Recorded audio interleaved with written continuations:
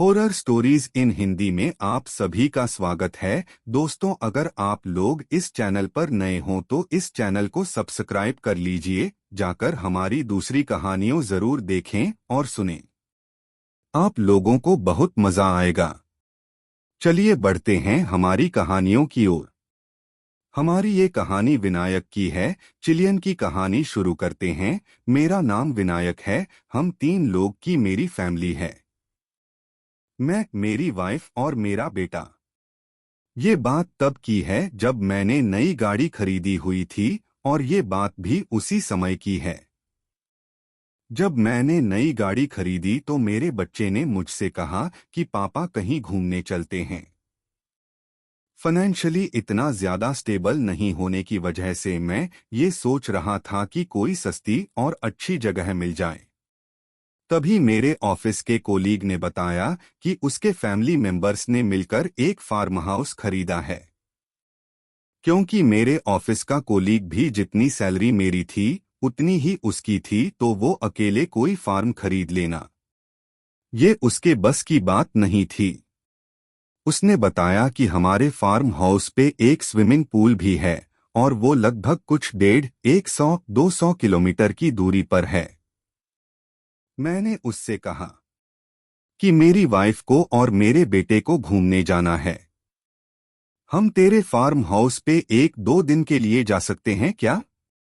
उसने हाँ कर दिया। फिर अगले दिन उसने चाबी लाकर मुझे दे दी। कहने लगा कि तू आराम से जाकर वहां पर जितने दिन रहना है रह ले। मैं हंसते हुए कहने लगा कि ऑफिस से पहले छुट्टी तो मिलने दे। मैंने ऑफिस में छुट्टी के लिए एप्लीकेशन डाला तो मुझे 3 दिन की छुट्टी मिल चुकी थी। मैं काफी ज्यादा खुश था। मैं घर पे आया, अपनी फैमिली से डिस्कस करने लगा पिकनिक के ट्रिप के बारे में। तभी मेरे बेटे ने कहा कि पापा, आप मंडे तक काम करेंगे। आपको ट्यूसडे, वेडनेसडे एंड थर्सडे छुट्टी है, तो हम मंडे की रात में ही निकल जाते हैं। ट्यूसडे का नहीं तो पूरा दिन हमारा ड्राइविंग में चला जाएगा। वो पिकनिक पर जाने के लिए बहुत ज्यादा क्यूरियस हो रहा था। मैंने कहा कि ठीक है। मैं मंडे के दिन शाम में अपने काम से लौटकर जब घर पर आया तब मुझे लेट हो चुका था। 7:30 बज गए थे, क्योंकि वो दिन मुझे सारा काम विंड अप करना था। उसने मुझसे कहा कि पापा चलो हम निकलते हैं। मेरा मन तो नहीं था, लेकिन फैमिली के आगे मजबूर हो गया। जब मैं वहां से निकल रहा था तब मेरे फ्रेंड ने मुझसे कहा कि देख, खाली एक दिक्कत है। फार्म हाउस तक पहुंचने में मैंने उससे कहा कि क्या? वो कहने लगा कि फार्म हाउस का 1 से 1.5 किलोमीटर का रास्ता खेत से होता हुआ जाता है। मैंने कहा ऐसा क्यों? वो कहने लगा, अरे क्या बताऊं यार, वो गांव वालों की बहुत ज्यादा दिक्कत है। वो खेत में से हम लोगों को बहुत मुश्किल से उन्होंने वो रास्ता दिया है, क्योंकि फार्म पर पहुंचने के लिए कोई पक्का रास्ता नहीं है।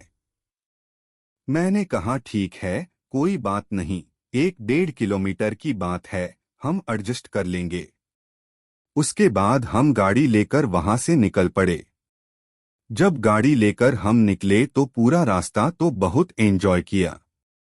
रात में कुछ 11:45 बजे के आसपास हम ठीक उसी जगह पर पहुंच चुके थे जहां से वो कच्चा रास्ता शुरू होने वाला था, और अब बारिश भी शुरू हो चुकी थी। मैं धीरे धीरे गाड़ी को चला रहा था। थोड़ा सा आगे जाने के बाद मैंने एकदम से ब्रेक लगाया। मेरी वाइफ और मेरा बेटा तो सो चुका था। वो एकदम से नींद से उठा था। कहने लगा, पापा आप कैसा ब्रेक मार रहे हो? मैं सीट पर से गिर गया। मैंने कहा, अरे बेटा मैंने नहीं किया, सामने कोई जानवर आ गया था। हम उतर कर देखने लगे, लेकिन कोई भी गाड़ी के आगे दिखाई नहीं दे रहा था। मैं, मेरी पत्नी, मेरा बेटा, हम तीनों ही गाड़ी से नीचे उतरे हुए थे। मैंने कहा कि शायद हो सकता है आगे कहीं भाग गया होगा। मेरा बेटा कहने लगा, रुको, मैं आगे तक जाकर देखकर आता हूँ। मैंने उसे मना भी किया, लेकिन फिर भी वो मेरा हाथ छुड़ाकर आगे भागा। मैं और मेरी पत्नी भी उसके पीछे पीछे गए। हम गाड़ी से 20 से 30 कदम की ही दूरी पर पहुंचे होंगे कि एक जोर की आवाज आई, और जब पीछे मुड़कर देखा तो हमारी गाड़ी के ऊपर एक बड़ा सा पेड़ गिर चुका था और गाड़ी काफी हद तक बैंड हो चुकी थी। सारे शीशे फूट चुके थे। मैं वो देखकर तो बहुत ज्यादा अपसेट हो गया। बहुत मुश्किल से मैंने एक सेकंड हैंड कार खरीदी हुई थी और उसकी ये हालत हो गई। तभी मैंने सोचा कि अब क्या करना चाहिए। मुझे फार्म तो उसका दिखाई दे रहा था। मैंने मेरी वाइफ को और मेरे बेटे से कहा कि हम पैदल ही फार्म तक जाते हैं। हम लोग धीरे धीरे फार्म के लिए पैदल बढ़ रहे थे। रास्ता काफी ज्यादा स्लीपरी था क्योंकि वहां पे मिट्टी थी और बारिश होने की वजह से अब वो फिसलने लगा था। हम फार्म के गेट तक पहुंचे तो मैंने देखा कि वहां पर एक आदमी था। जोशी फार्म का केयरटेकर था। मैंने उससे कहा कि आप यहाँ पर, मुझे तो मेरे दोस्त ने ऐसा कुछ भी नहीं कहा था कि कोई वहां पर मिलेगा। वो कहने लगा कि हाँ, बस मैं जा ही रहा था। मैंने कहा लेकिन आप तो खाली दिन में आते हो ना, साफ सफाई के लिए, फिर इतनी रात में यहाँ क्या कर रहे हो? वो कहने लगा मालिक, मैं अपना कुछ सामान भूल गया था, वो सामान लेने के लिए आया हुआ था, बस मैं जा रहा हूँ। इतना क्या कर। वो सही से मेरे से बात भी नहीं किया और जल्दी जल्दी उस फार्म से निकलकर चला गया। मैं फार्म हाउस के अंदर गया। मेरी वाइफ मुझे समझा रही थी, कोई बात नहीं, हम गाड़ी को बनवा लेंगे। जब वो जा रहा था तब मैंने उससे गाड़ी की भी बात करना चाही, लेकिन वो काफी जल्दी में था और निकल गया। मैं फार्म के अंदर जाकर बैठा। फिर मेरी वाइफ और जो मेरा बेटा था वो दोनों ही ड्रेस चेंज करने के लिए चले गए थे क्योंकि सभी बुरी तरह से भीग चुके थे। हमने अपने साथ में कुछ स्नैक्स भी लेकर वहां पर पहुंचे थे, तो हमने सोचा कि कुछ स्नैक्स खा लेते हैं, फिर जाकर सो जाएंगे। हमने वो स्नैक्स खाने शुरू किए और उसके बाद में कुछ ऐसा हुआ जिसे मैं आज तक नहीं भूल पाया। घर के बाहर से किसी के खटखटाने की आवाज आई। मेरी वाइफ मुझसे कहने लगी कि हो सकता है वही केयरटेकर हो, जाकर देखो, कुछ काम होगा, या हो सकता है तुम्हारी गाड़ी को उसने वहां पर खराब देखा होगा तो इसीलिए लौटकर आया है।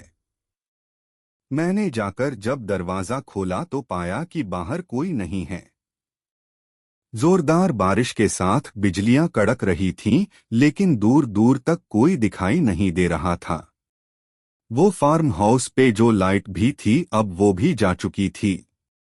एकदम अंधेरा छा गया था। मेरी पत्नी और मेरा बेटा जो अभी तक डाइनिंग रूम में बैठकर स्नैक्स खा रहे थे, वो डर की वजह से भागकर मेरे पास है कि पापा लाइट चली गई। मेरा बेटा काफी डरा हुआ था। मैंने उसे अपने गोद में उठा लिया। मैंने उसे समझाया कि डरने की कोई बात नहीं, यहाँ पर इलेक्ट्रिसिटी की वैसे ही बहुत प्रॉब्लम्स होती है और इतनी ज्यादा हवाएं चल रही है, बारिश है, शायद इस वजह से लाइट चली गई होगी। फिर मैंने देखा कि थोड़ी दूरी पर फार्म हाउस की जहां पर फेंसिंग लगी हुई थी, या उसे बाउंड्री फेंसिंग भी कह सकते हो आप लोग, वहां पर मुझे कोई दिखाई दे रहा था, और जो भी था वो पक्का कोई औरत थी, उसके साथ एक छोटा बच्चा भी था। मैंने मेरी पत्नी से कहा कि मुझे वहां पर कोई दिखाई दे रहा है, क्या तुम्हें भी कोई दिखाई दे रहा है? उसने कहा कि हाँ, दो लोग खड़े हुए हैं, बाहर जाने के लिए मेरे पास कुछ सामान नहीं था, यानी कि छाता या रेनकोट नहीं था। तो मैंने वहीं से खड़े होकर चिल्लाता, कौन है वहां, क्या चाहिए? मुझे एक बार को लगा कि शायद हो सकता है उन्हें मदद चाहिए होगी, लेकिन वो लोग वहां से बिल्कुल भी नहीं हिले।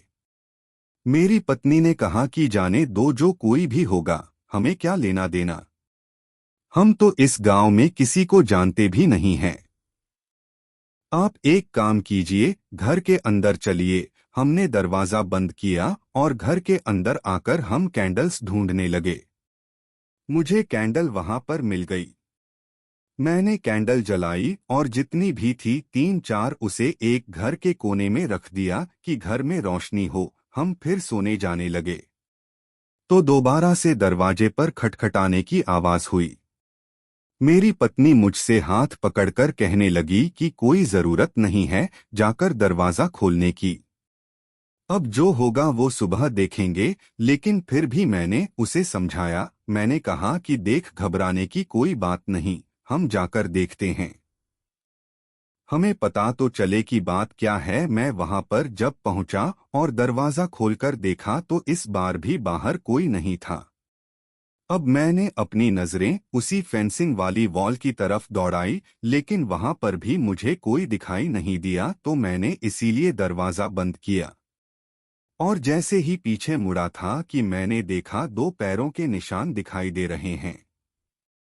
गीले गीले एक निशान बड़ा है जिससे ये समझ में आ रहा था कि कोई बड़ा व्यक्ति है, और एक निशान छोटा था, मानो या नहीं मानो मैं जान चुका था। ये वही 2 लोग हैं जो मुझे फेंसिंग के पास दिखाई दे रहे थे, लेकिन अब इनका शरीर नहीं दिखाई दे रहा था। बस सिर्फ गीले पैर के पंजे बिल्कुल साफ दिखाई दे रहे थे और वो कदमों के निशान बढ़ते जा रहे थे।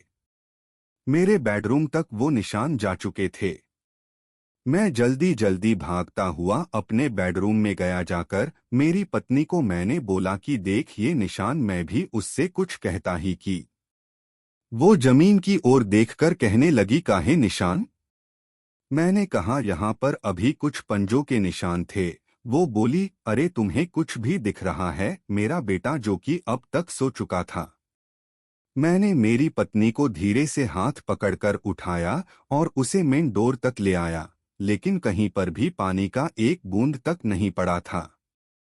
वो मुझसे कहने लगी कि आप बहुत ज्यादा थके हुए हो, इसी वजह से आपको ये सब बातों का भ्रम हो रहा है। मैंने उसे समझाया भी कि नहीं, ये मेरा भ्रम नहीं है, मैंने सच में यहाँ गीले पैरों के निशान देखा था। अब पता नहीं वो गायब कहाँ हो गए। वो हंसते हुए कहने लगे, गीले पैरों के निशान आपने देखे थे? ठीक है, मैंने आपकी बात को मान लिया, निशान गायब हो सकते, लेकिन पानी इतना जल्दी सूख कैसे सकता है? वो थोड़ा गुस्से में आकर अब कह रही थी। मैंने भी इसलिए उस पर ध्यान नहीं देते हुए उससे कहा कि ठीक है, हम जाकर सोते हैं। हम दोनों ही अपने रूम में जैसे ही पहुंचे तो हमने देखा कि जो मेरा बेटा अभी तक बेड पर सोया हुआ था वो बेड से 4 इंच हवा में उड़ रहा था, और ये सिर्फ मैंने नहीं, मेरी पत्नी ने भी देखा। वो देखकर हम दोनों की चीख निकल गई। इसके बाद उस कमरे का दरवाजा एक जोर की आवाज के साथ बंद हो गया। मैं बाहर खड़े होकर बस घबराकर ये सोच रहा था कि अब मुझे करना क्या चाहिए। फिर अगले ही कुछ सेकंड के बाद दरवाजा खुला। हम दोनों जब कमरे के अंदर गए तो हमारा बेटा नींद से जगा हुआ था। मुझे देखकर कहने लगा कि आप लोग कहाँ चले गए थे? मैंने कहा, बस बेटा बाहर गए थे, तू ठीक तो है ना? कहने लगा, हाँ, मुझे क्या होगा? उसे कुछ पता ही नहीं था और मैं उसे बताना भी नहीं चाहता था। दोस्तों, अगर मेरी गाड़ी उस समय ठीक होती तो मैं उसी समय उस फार्म हाउस को छोड़कर निकल जाता।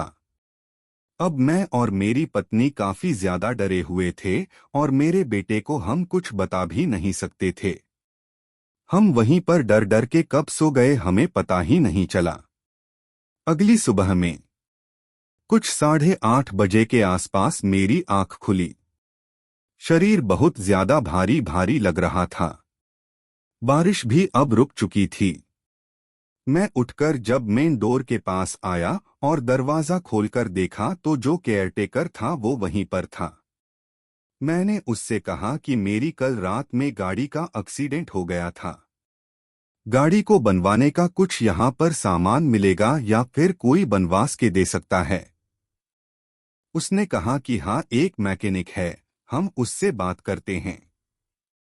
मैं उसके साथ जब जाने लगा तो मैंने मेरी पत्नी को नींद से जगाया। मैंने उससे कहा कि मैं जाकर देखकर आता हूँ।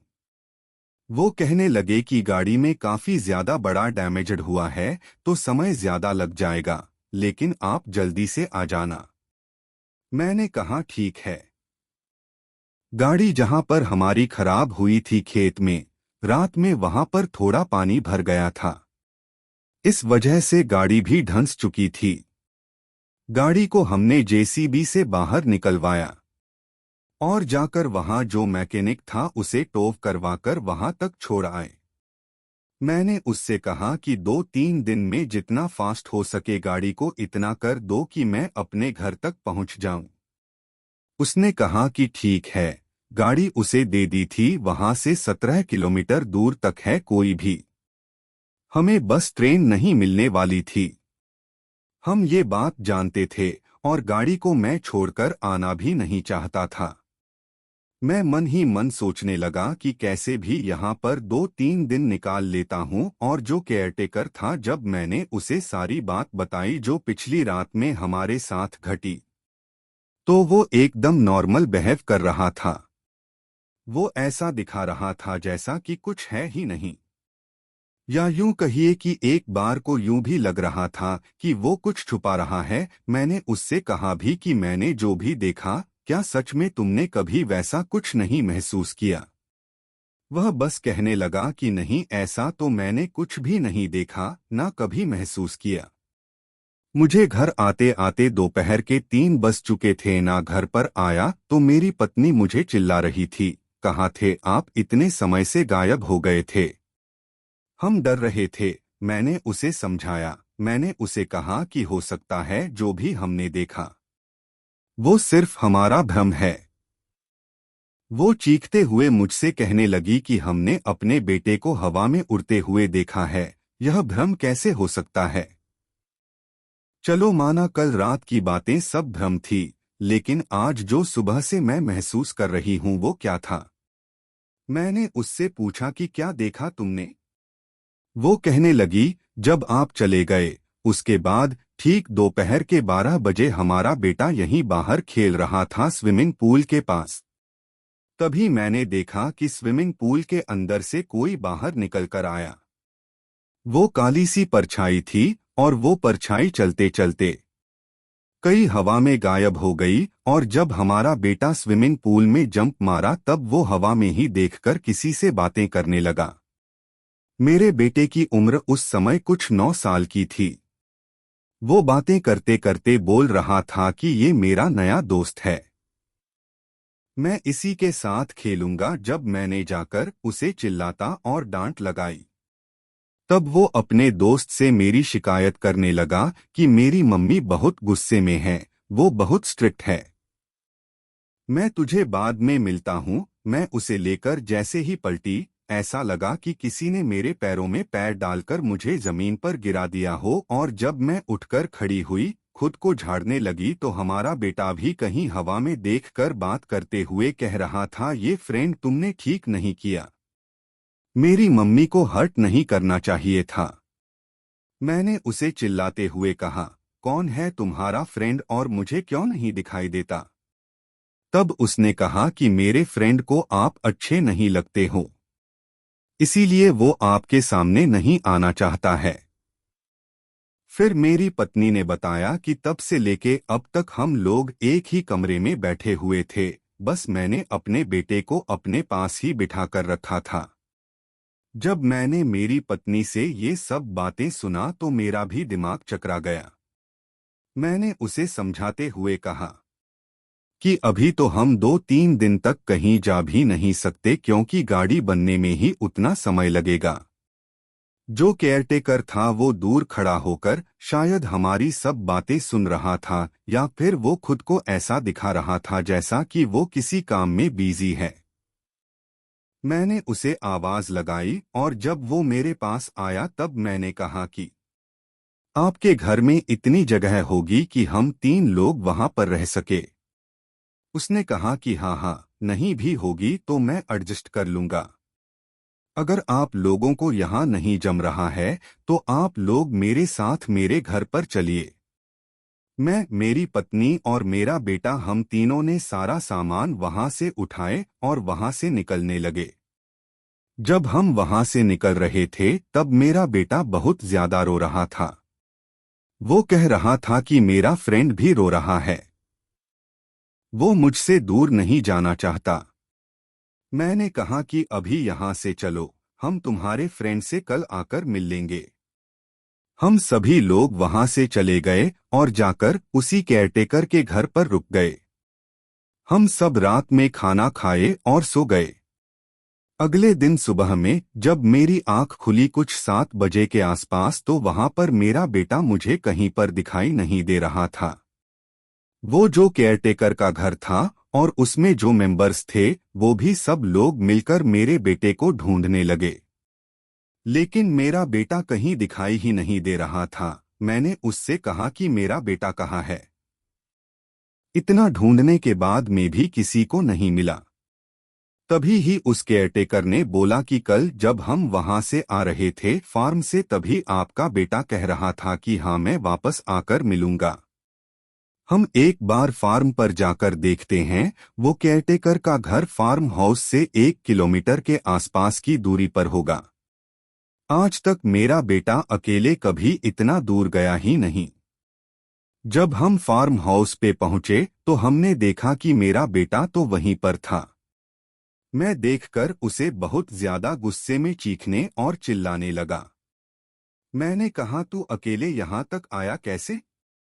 वो मुझसे कहने लगा कि पापा, मैं अकेले नहीं आया, मेरा फ्रेंड मुझे सुबह में लेने के लिए आया था और इसी के साथ मैं आ गया।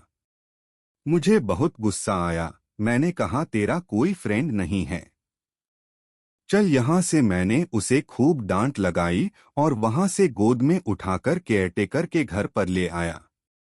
मैंने उससे कहा कि मेरे बेटे का बहुत ध्यान रखना आप लोग, और मैं गाड़ी देखने के लिए उसी केयरटेकर के साथ निकल पड़ा। जब मैं फिर दोपहर में 3:04 बजे के आसपास उस केयरटेकर के घर पर पहुंचा तो देखा कि मेरी पत्नी रो रही थी। उसके हाथ पर बहुत सारी जगह पर घाव लगे हुए थे। मैंने उससे पूछा, ये घाव कैसे आए? तो उसने कहा कि अपने बेटे से पूछो। मेरा बेटा पास में ही बैठा हुआ पानी के मटके के ऊपर कुछ ड्राइंग बना रहा था। अजीब सी डरावनी ड्राइंग थी वो। मैंने कहा, ये कौन है? वो कहने लगा, ये मेरा फ्रेंड है, ऐसा ही दिखता है। मैंने कहा, अभी कहाँ है वो? वह हंसकर कहने लगा, आपके पीछे खड़ा है। उसका ये बोलना कि मेरे शरीर में दौड़ता हुआ खून बर्फ बन चुका था। मैंने उससे कहा कि तुम्हारी मम्मा को क्या हुआ है? वो मेरी ओर मासूमियत से देखा। कहने लगा कि मम्मा बार बार मुझे उसके साथ खेलने मना कर रही थी। मेरे फ्रेंड को गुस्सा आया, इसीलिए उसने मम्मा को हर्ट किया। मैं जाकर मेरी पत्नी से पूछा कि क्या वो तुम्हें दिखा? उसने एक बहुत आश्चर्यचकित बात बताई। उसका कहना ये था कि जब बाहर घर के आंगन में निकली थी तब मेरा बेटा वैसी हवा में देखकर किसी से बात कर रहा था, तो उसने जोर से चिल्लाता और कहने लगी कि चलो अंदर, बस हो गया तुम्हारे दोस्त के साथ खेलना। और तभी ही पास में पड़े हुए 3-4 बड़े बड़े पत्थर अचानक से हवा में उड़े और जोर से आकर मुझे लगे। अगर मैं अपना हाथ बीच में नहीं हिलाती तो मेरे फेस पर जाकर वो सारे पत्थर लगते और उन्हीं पत्थरों की वजह से ये घाव लग गया मुझे। मैंने मेरे बेटे को दोबारा से डांट लगाई। मैंने कहा, बस हो गई तुम्हारी शरारत, अब हमें कल कैसे भी यहाँ से जाना ही है। और मैंने भी वो मैकेनिक से बात किया था तो उसने मुझे ऐसा कहा था कि कल शाम तक के कैसे भी मैं आपको गाड़ी दे ही दूंगा। मैं जल्दी जल्दी यही कोशिश कर रहा था कि गाड़ी बन जाए और हम वहां से निकल जाएं। फिर वो केयरटेकर शाम में मेरे साथ बाहर बैठकर मुझे एक बात बताई। वो कहने लगा कि कुछ साल पहले गांव में एक औरत को और उसके बेटे को जलाकर मार दिया गया था। मैंने कहा, ऐसा क्यों हुआ था? उसने उसके पीछे की बहुत लंबी कहानी बताई। फिर वो कहने लगा कि जब से उन दोनों को जलाकर मार दिया गया उसके बाद से वो दोनों की आत्मा इस गांव में कई सारे लोगों ने देखी है। उसका ये भी कहना था कि कई लोगों ने तो उस आत्मा से मार खाने का या नुकसान पहुंचाने का खुद कोई दावा भी किया है। एक आदमी के बारे में उसने ये भी बताया कि गांव का एक आदमी जो उनको जलाने में सबसे आगे था वो आदमी की भी मौत जलकर हुई, जबकि ना ही तो उसके घर में कोई तेल था और ना ही आग लगने का कोई चांस था, लेकिन वो अकेला ही रहता था। जब सुबह में उसके घर से काफी सारा धुआं उठते हुए लोगों ने देखा तो लोगों ने जाकर उसकी घर का दरवाजा तोड़ा और पाए के अंदर वो पूरा जलकर राख खाक हो चुका था। इसके बाद से गांव वाले भी उस आत्माओं से डरने लगे। मैंने कहा वो सब तो ठीक है, लेकिन वो औरत फार्म पर आकर क्यों बदला ले रही है? उस केयरटेकर ने बताया कि जिसका फार्म हाउस हुआ करता था उसी की चालाकी की वजह से उस औरत को गांव वालों ने जलाकर मार दिया था। मैंने कहा तो अभी वो कहाँ है? उसने कहा कि उसका भी सिर्फ एक बेटा बचा है जो कि कहीं बाहर सेटल्ड है और वो अब यहाँ इस गांव के नाम से भी डरता है। हम लोगों ने उसके बाद वो दिन कैसे निकाले वो हम ही जानते हैं। अगली सुबह में 9 बजे के आसपास मैं मेरी पत्नी और बेटे को लेकर उसी कार वाले के पास जाकर बैठ गया। शाम के 5:30 बजे तक हम वहीं बैठे रहे।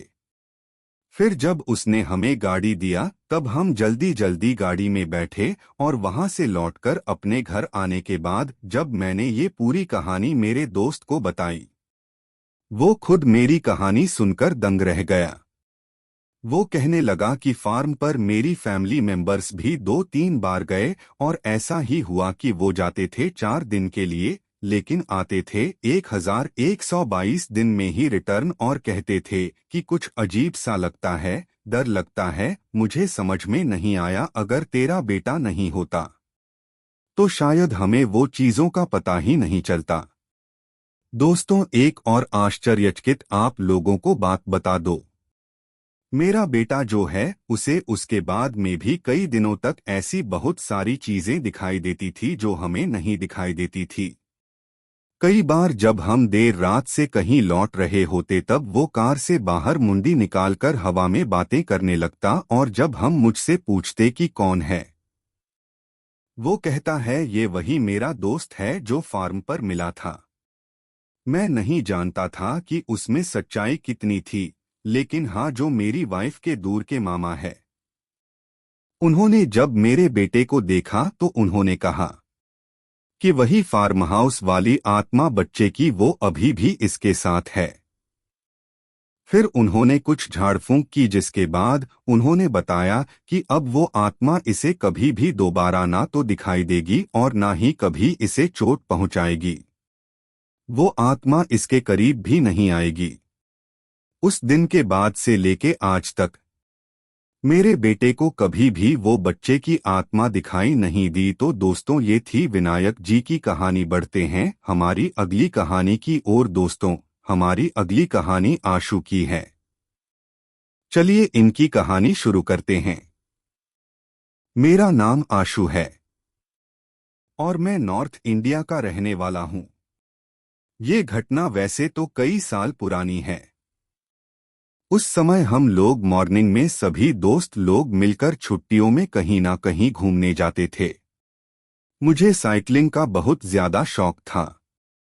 उस समय मेरी उम्र 19 साल के आसपास की होगी। एक सुबह में 4 बजे के आसपास जब मैं नींद से उठा तो मैंने सोचा कि इतनी जल्दी तो कोई दोस्त नहीं उठा होगा, क्यों ना मैं अकेला ही साइकिल लेकर कहीं घूम आता हूँ। मैं मॉर्निंग में अपनी साइकिल लिया। ठंडियों का मौसम चल रहा था तो मैंने अच्छे से कपड़े पहने और उसके बाद साइकिल लेकर निकल पड़ा। जहाँ यानी जिस गांव में मैं रहता हूँ वहां से दूसरे गांव का रास्ता लगभग 2 से 2.5 किलोमीटर का है और वहां पर मेरे बहुत सारे दोस्त भी रहते हैं। दरअसल बात कुछ ऐसी है कि मैं भी पहले उसी गांव में रहता था, लेकिन किसी वजह से हम लोगों को अपना घर उस दूसरे गांव में शिफ्ट करना पड़ा। मैं जब साइकिल चलाते चलाते वहां तक पहुंचा तो मैंने देखा कि मेरा कोई भी दोस्त उस चौराहे पर नहीं है, क्योंकि हम लोग उस समय सभी फ्रेंड्स उस चौराहे पर मिलते थे और उसके बाद वहां से साइकिल लेकर कहीं ना कहीं जाते थे या कई बार पैदल ही निकल जाते थे। उस दिन कोई नहीं था।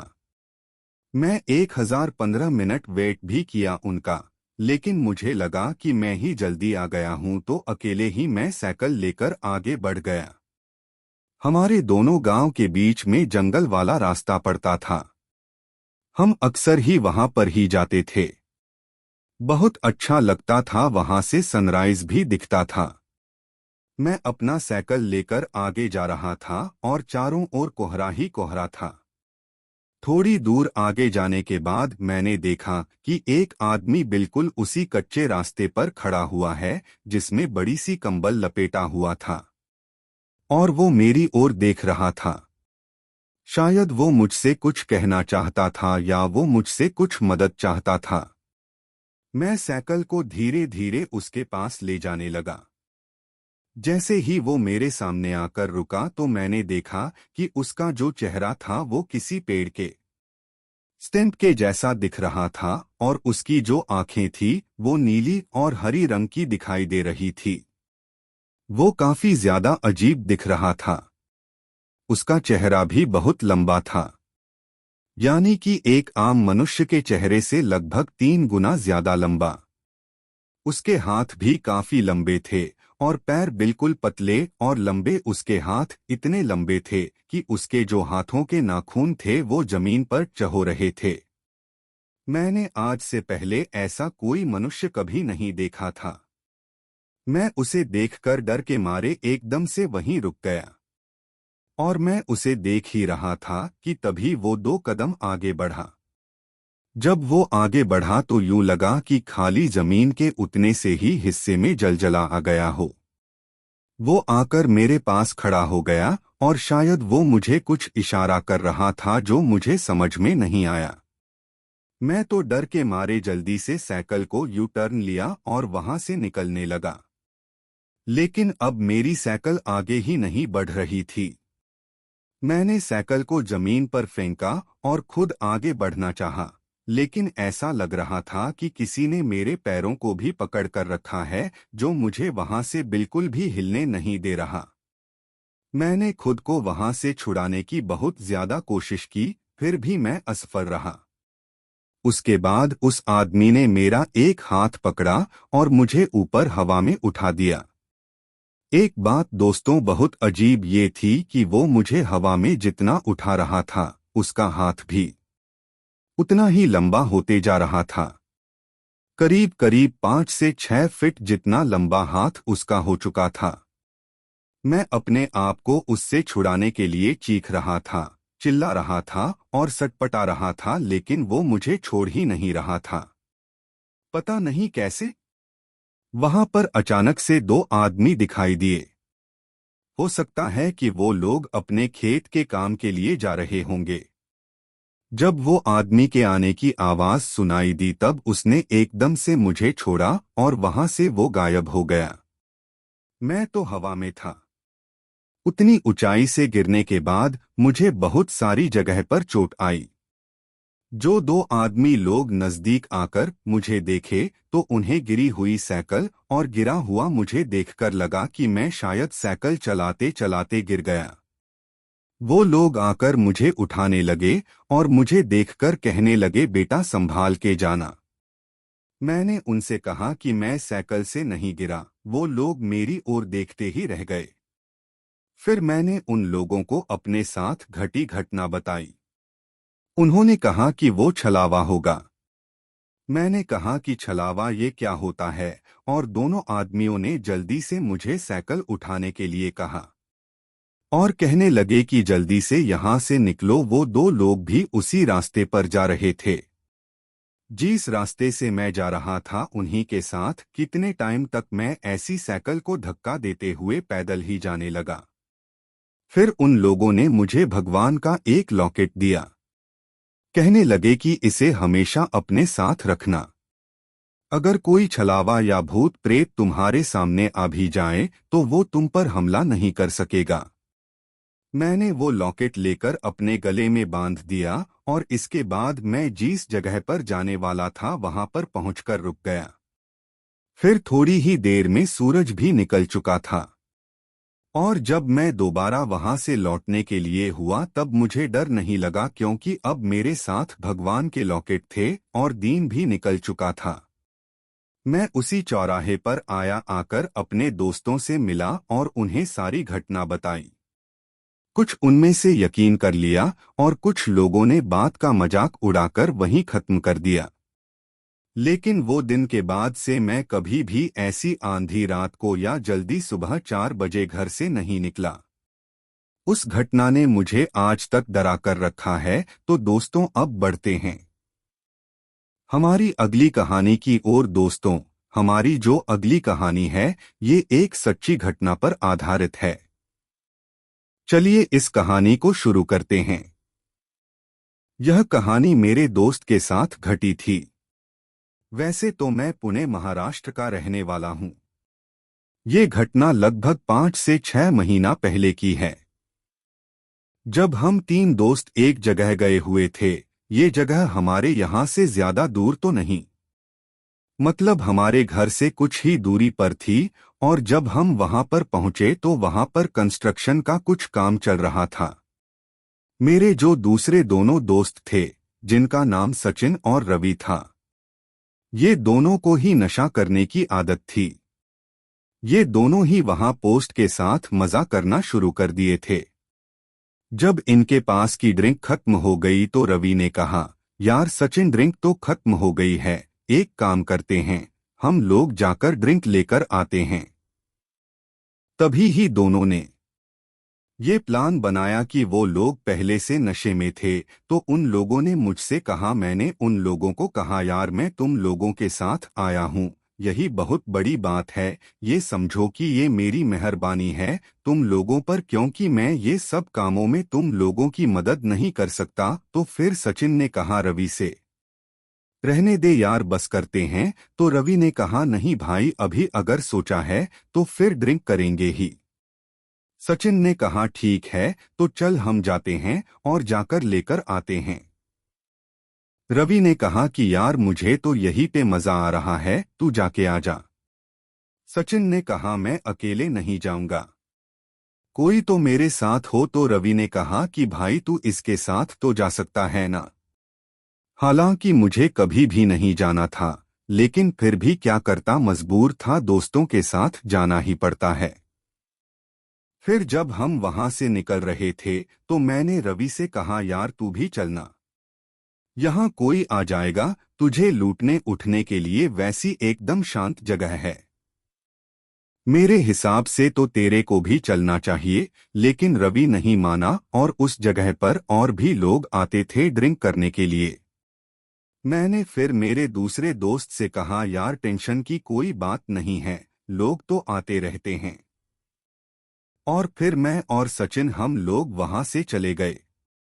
लगभग 2025 मिनट बाद हम वहां से लौटे। तो जब हम लौटे तो हमने देखा कि रवि सोया हुआ था। तो मैंने और सचिन ने उसे उठाने की बहुत कोशिश की, मगर रवि उठ ही नहीं रहा था। तो मैंने उसके मुंह पे पानी मार दिया और फिर रवि एकदम झट से उठ गया और पता नहीं उसे क्या हुआ कि वो उठते साथ रोने लगा। हमने उससे कहा, क्या हुआ भाई, तू रो क्यों रहा है? वो भी ऐसे तो उसने बातें बताई जिस पे हमें विश्वास ही नहीं हो रहा था। उसका कहना था कि जब तुम लोग यहाँ से चले गए तब उसके 2 या 3 मिनट के बाद मुझे कुछ आवाजें आना शुरू हो गई और वो आवाज जहाँ से आ रही थी वहाँ मेरे अकेले जाने की हिम्मत ही नहीं हो रही थी। तो मैंने सोचा कि यहीं पर चुपचाप बैठे रहता हूँ, फिर जब तुम लोग आएंगे तब हम सब लोग साथ में जाकर देख लेंगे। और यही सोचकर मैं वहीं, यानी कि जिस जगह पर हम लोगों ने रवि को छोड़ा था, वो उसी जगह बैठा रह गया। फिर उसने सुना कि वो आवाज और ज्यादा जोर जोर से आने लगी। वो आवाज ही किसी की चिल्लाने की आ रही थी। रवि और ज्यादा डर गया। थोड़ी देर हो गई तो दो लोग उसके पास भागते हुए आए और उन्होंने रवि को कहा कि हमारी मदद कीजिए। उन लोगों का ये कहना था कि हमारी बेटी जो के नीचे खुद को जलाकर मार रही है, उसे बचाने में हमारी मदद करो। ये सुन के रवि एकदम से शॉक में पड़ गया कि अभी तक तो कुछ नहीं था और अभी अचानक ये दोनों कहाँ से आ गए। ये सब रवि सोच ही रहा था कि और जोर जोर से आवाज आना शुरू हो गई। रवि जल्दी से उठकर उनके साथ नीचे चला गया और वहां पे देखा तो वहां पे कोई भी नहीं था, बल्कि जब रवि ने पीछे देखा तो वो दो लोग भी वहां पर नहीं थे। पता नहीं वो कहाँ गायब हो गए थे। ये देखकर रवि के तो होश उड़ चुके थे। उसे क्या करना है, कुछ समझ में नहीं आ रहा था कि तभी उसने उतने में एक पिलर के पीछे से रवि को कोई आता हुआ नजर आया और फिर वो एकदम से छुप गया और ऐसा लगने लगा कि जैसा वहां पिलर के पीछे कोई छुपा हुआ है और वो रवि को इशारा करके अपनी ओर बुला रहा है। रवि कुछ बिना सोचे समझे वहां चला गया और जब रवि वहां पहुंच गया तो उसने जो देखा, बस वो देखते साथ रवि की तो चीख निकल गई।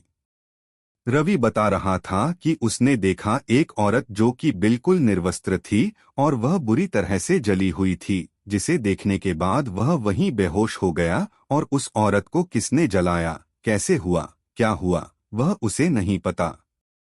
उसके बाद वहां क्या हुआ वो भी वो नहीं जानता, लेकिन जब रवि की आंख खुली तो वहां हम थे और वहीं पर उसके पास में ही बैठे हुए थे। उसकी ये बातें सुनकर सचिन हंसने लगा, लेकिन पता नहीं क्यों उस समय मुझे तो कुछ अजीब लग रहा था, इसलिए मैंने कहा कि यार एक काम करते हैं, चलो अभी यहाँ से चलते हैं। परंतु सचिन कहने लगा, यार क्या तू भी इसकी बातों पर विश्वास कर रहा है? ये ऑलरेडी नशे में है और नशे में कुछ भी बोल रहा है। बैठो यहीं पे थोड़ी देर। तो रवि ने कहा, तू बैठ, मैं तो अभी इसी वक्त यहाँ से जा रहा हूँ। मैंने कहा मैं भी आता हूँ तेरे साथ, तो सचिन ने भी कहा अब तुम लोग जा ही रहे हो तो मैं क्या करूँ, चलो हम तीनों ही निकलते हैं। फिर हम तीनों ही वहां से निकल गए।